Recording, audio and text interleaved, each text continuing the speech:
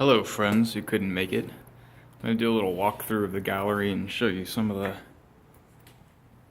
art that I put up for this show: arches, pillars, patterns, and portals. We're here at the MJC Art Gallery.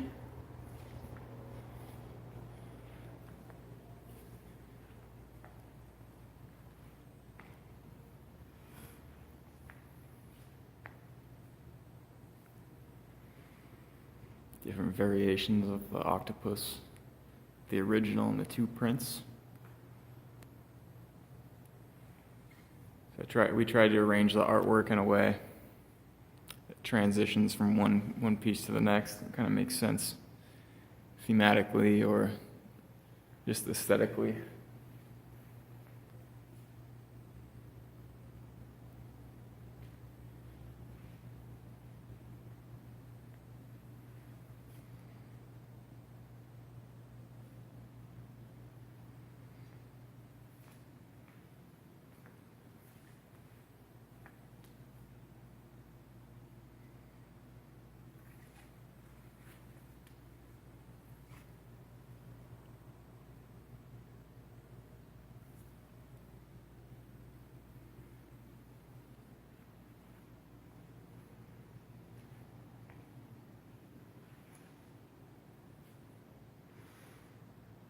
So all the works in this show, or to say most of the artworks in this show were created within the last 4 or 5 years. There's a few older pieces, but for the most part, especially these more abstract, non-representational ones, were created within the last couple years.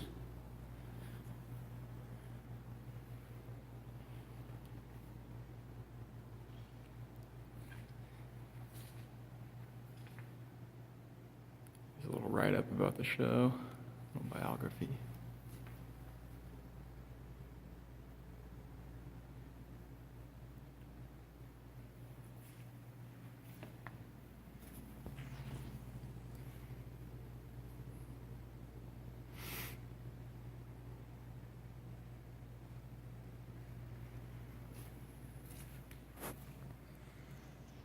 This is a bronze casting. This one was done at UC Santa Cruz. So this one's a little bit older, maybe from 2009.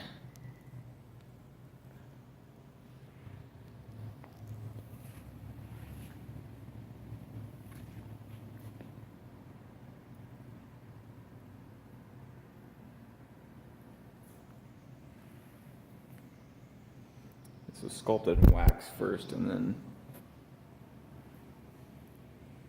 cast with bronze from there. These drawings were done with markers. Tombow markers are called. And these were done, I want to say in 2014, and were the kind of preliminary drawings I did before I started doing the bigger paintings that I just showed. And these are in a loose kind of illustration of Arthur C. Clarke's book, Childhood's End. Moving over here, you see some collage. Now, a lot of the more representational pieces of artwork in the show were created using collage. Whether traditional means of collage and cutting up paper or doing digital collages on my computer and then making paintings from those or drawings. A lot of the artwork in the show has to do with chance and kind of the serendipitous relationships between images that arise through collage technique, of combining different images that wouldn't necessarily go together and seeing the juxtapositions that arise from putting different types of images next to one another that wouldn't necessarily fit in any normal context, and creating other worlds out of those. So these are also the results of collage that I then executed as drawings. the goddess Artemis, this fertility goddess.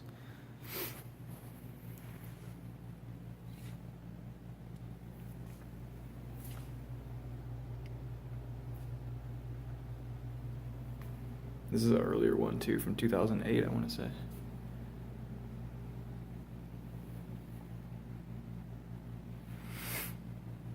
Here's the kind of progression of how I got to this finished colored version of the Buddha here in the center. This was the original pencil drawing I started with. You started in pencil so I can erase and alter it how I see fit. And then from there, I did a pen version of it over here. So that way, it was just a black and white version that I could easily transform into a screen print, which is this right here, which I've colored in with some paint splattering and watercolor on top. So it's a process I've been exploring a lot lately. These paintings here were all done on fabric of different types, different patterned fabrics that I used instead of just a blank canvas. And actually I saw the fabrics at a fabric store, and that's where it gave me the idea to do these paintings. Actually, I saw the fish scales, and that kind of triggered the idea of doing some paintings on this surfaces. So that's what those are. And I did some, just taking that idea, but using it almost like a wallpaper effect of the fabric for these dog portraits here. Instead of having to paint a background, it just gives me the entire background there. Moving over here, some of the time-lapse paintings I've done. Kind of depicting the movement of time within a singular image. This one's dealing a lot with, playing with a lot of themes I've seen in religious art, Christian art. Yeah. You can see there. Similar, same thing happening here with this one, playing with a lot of quasi-religious ideas and ideas of quantum physics and not that I have any real grasp of those concepts, but fun ideas to think about.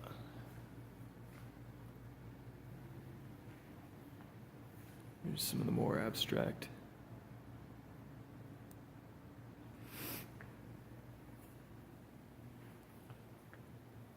Again, the goddess Artemis coming through.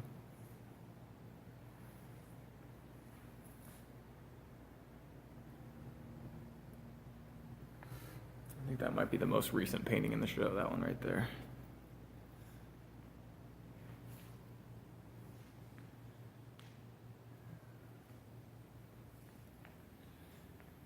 I'm going to move back over and focus on this one for a second, because this one is one of my favorites in the show.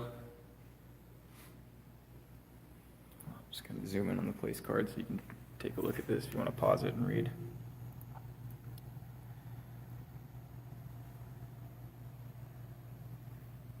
So I realized that this is the original source image that I accidentally conjured up in the painting process of making this thing.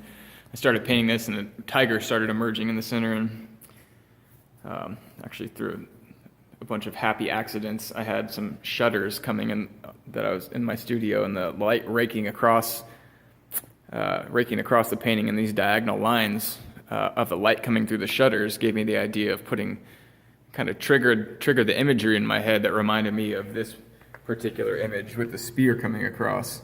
So actually, I just painted right where the light was raking across this painting coming through my shutters, and that gave me the outline for that spear there that I painted, and it was kind of this bizarre serendipitous thing where it lined up with the actual angle of the spear in the original painting that I had just accidentally conjured up. And in talking with my professor, Dr. Richard Serros, we realized that this painting was done actually 400 years ago, exactly. I think it was done in I think 1616. And now I accidentally conjured up some bizarre, abstract, psychedelic version of this painting in 2016. So props to Peter Paul Rubens for coming through the ether and giving me some good ideas for artwork.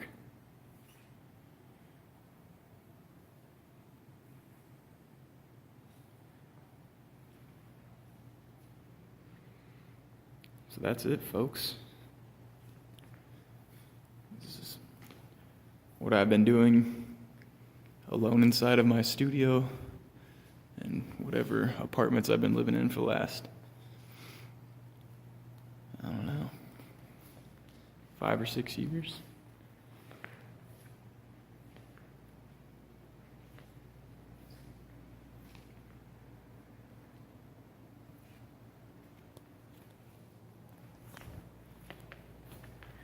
Thanks for coming to my art show.